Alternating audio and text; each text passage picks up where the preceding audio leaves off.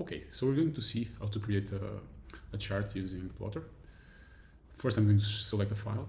I'm going to use this one, which is related to a library. Doesn't matter a library of what, but we're going to put the year on the X and the users on the Y, and we get a scatter plot. This is automatic, selecting a chart type. So now I want to associate the color to the new users. So you can see on the legend how it's working. I'm going to also change the palette. I could use this one. It's looking a bit small, so I'm going to use the new users to sort of reinforce the fact that these are bigger. Should I invert? Nah, it looks weird. I'm going to keep it here like this. But I have like this black border on the line, so I'm going to go here. That's a line thingy. And I don't want a line color, so that's off. I also want to change the opacity. It's 0.8 at the moment. I'm going to put 1. It's hard to notice, but it's less opaque. And now I want to put also a line, so we can sort of see a better trend. And that means we need to put an extra layer, an extra chart layer. It's basically the same thing.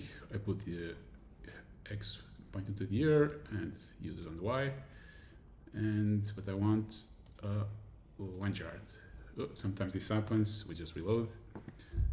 But you see the order is not correct because the line needs to be in the back, and now we can better see the little circles. Okay, this is looking nice.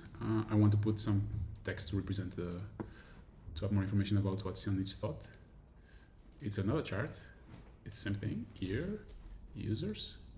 But now I want a text label, but it's missing the label. And this is basically what's going to appear on that place. So we have it here. The position is not great, so what I'm going to do is going to put it like this, a little bit to the top. It's looking already okay. Maybe 2 to the 5. That's okay. And now let's filter this new users bigger than 50.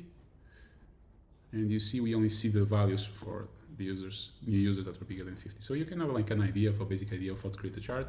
If you want to know more, you can just go here to About Plotr. There are some links. GGSQL is what we're using, like the engine to generate the charts, so it's quite useful.